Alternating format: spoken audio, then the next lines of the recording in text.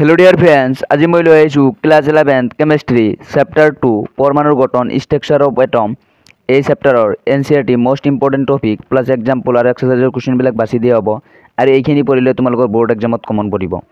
এইটো video' specially AHSEC নাও ASSEB division 2 board এক্সামৰ বাবে আৰু এই চেপ্টাৰৰ পৰা মাৰ্কছ আহিব 9 আৰু এইটো চেপ্টাৰ বহুত ইম্পৰ্টেণ্ট হয়। এই চেপ্টাৰৰ যিখিনি পাবা সেইখিনি তোমালোকে ক্লাছ 12ত পাবা।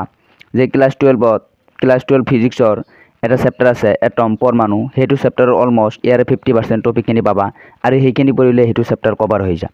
সেইকাৰণে এইটো চেপ্টাৰ তোমালোকে যিমান পাৰা ডিটেইলছ পঢ়ি যাবা আৰু ইয়াৰে কিছুমান টপিক তোমালোকে কেমিষ্ট্ৰিটো লাগি থাকিব, ক্লাছ 12ৰ কেমিষ্ট্ৰিটো লাগি থাকিব, সেইকাৰণে যিমান পাৰা এইটো চেপ্টাৰ ভালকৈ পঢ়িবা।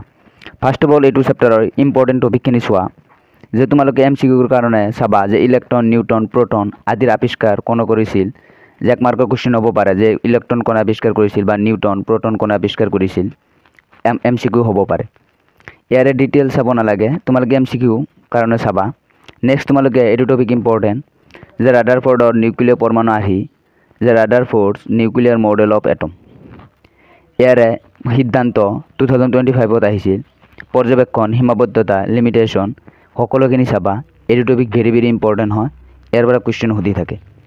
নেক্সট চাবা পৰমাণু ক্ৰমাংক আৰু বৰ ক্ৰমাংক, এটমিক নাম্বাৰ আৰু মাছ নাম্বাৰ, ইয়াৰে ডেফিনেশ্যন সুধিব পাৰে, এইটো টপিকো চাই থ'বা।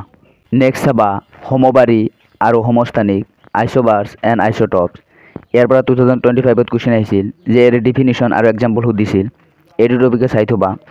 তাৰ নেক্সট টপিক চাবা বিদ্যুৎ চুম্বকীয় বিকিৰণৰ তৰংগ ধৰ্ম, wave nature of electromagnetic radiation. এইটো টপিকৰ ডেফিনেশ্যন কিছুমান পাবা, যেনে তৰংগ দৈৰ্ঘ্য, তৰংগ সংখ্যা, বেগ, এইবিলাক ডেফিনেশ্যন পাবা।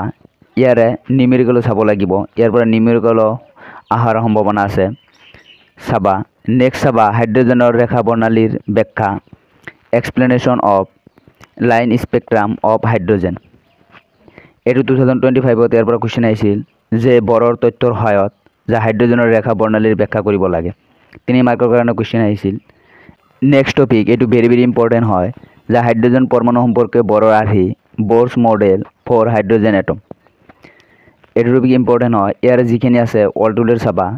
ইয়াৰে 3টামান সূত্ৰ আছে, এই 3টা সূত্ৰ চাবা। নেক্সট চাবা অৰবিটেল, ইয়াৰ পৰা MCQ কুৱেশ্যন অহাৰ সম্ভাৱনা আছে।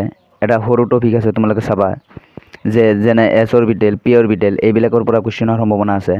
কোৱাণ্টাম সংখ্যা, কোৱাণ্টাম নাম্বাৰ্ছ, ইয়াৰ পৰা MCQ নহ'লে তোমালোকৰ ব্ৰড কুৱেশ্যন আহিব পাৰে, এইটো টপিকো ভালকৈ চাবা। নেক্সট চাবা ভেৰি ভেৰি ইম্পৰ্টেণ্ট যে পৰমাণুত অৰবিটেলৰ পৰিপূৰ্ণকৰণ, feeling of orbitals in atom.